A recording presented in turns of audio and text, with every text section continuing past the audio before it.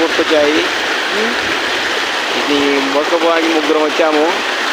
ఊళ్ళో నుంచి ఈ వరదకు కొట్టుకొచ్చాయి. కొట్టుకొచ్చి ఈ బోర్డుకు మేడ పెట్టినాయి.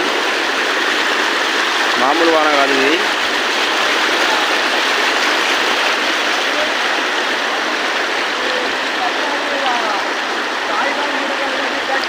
దాని అయితే ఆగినాయి.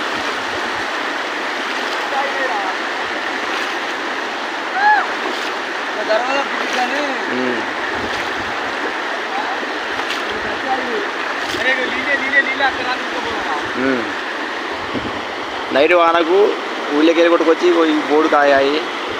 వీటిని కొట్టబోతున్నాం ఫ్రెండ్స్. ఇప్పుడు ఈ మినిమం ఎట్లయినా 50,000 ఉంటాయి పెద్ద తర్వాత ఇవి. అది చూసుకొని ఎట్లా ఆగినాయి. ఈ బోర్డుకు మేట పెట్టి ఆగాయి. కొద్దిగా అటు సైడ్ అయితే అటు నుంచి వెళ్ళిపోయి చెర్లపాడు ఇవిగా మోపై ఆగినాయి.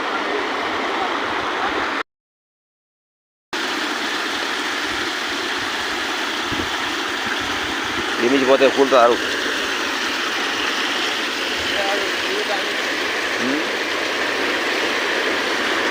అడగయ పడదుగా ఇది.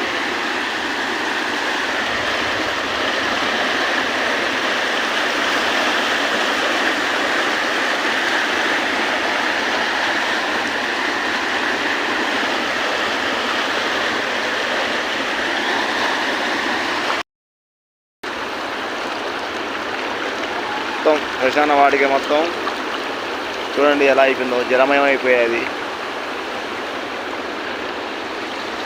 వరద చూడండి. పొద్దుగాలను అయితే ఇట్లా మనుషులు కాదు కదా, బండ్లు కూడా పోలే. బండ్లు పోదానికి కూడా వీలు కాలేదు. అలా వచ్చింది వరద. అసలు ఈ వరద వెనకటి నుంచే రాలేదట.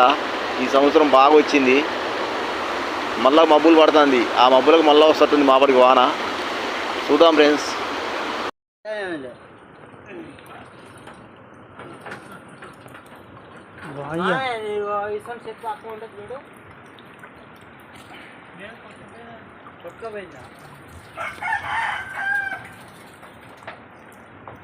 ఇప్పుడు డీలర్ నర్సయ్య వాళ్ళ ఇంటి ప్రాంగణం ఈ మాదిరిగా వర్షపు నీరు చేరటం జరిగింది. ఇగో ఇవన్నీ రైస్ బ్యాగులు. ఇవన్నీ దాదాపు ఎన్ని క్వింటాలు ఉంటాయి బాబాయ్? 100 క్వింటాలు. 100 క్వింటాల బియ్యం మొత్తం నీటి మట్టం అయింది. ఇగో మీరు చూడండి. ఇగో ఈయనే నర్సయ్య, డీలర్ నర్సయ్య, కోండపల్లి. ఇగో వాళ్ళ ఇల్లు ఇది. ఇగో మొత్తం బత్తాలన్నీ ఇగో ఇలా నీటి మట్టం కావడం జరిగింది. దయచేసి ఇది అన్ని గ్రూపుల్లో చేరవలసిందిగా ప్రార్థిస్తున్నాము. ఇక మొత్తం కింద కూడా ఇంకో 2 లైన్లు 3 లైన్లు బత్తాలు ఉన్నాయండి. ఇక మొత్తం ఇవన్నీ బత్తాలు. వాళ్ళకు ఇల్లు కరెక్ట్గా ఇది ఉండగా ఈ మొత్తం వర్షపు నీరన్నీ ఇలా చేరడం జరిగింది. ఇక మొత్తం ఇంటి ప్రాంగణం ఇది. ఇంటి ప్రాంగణం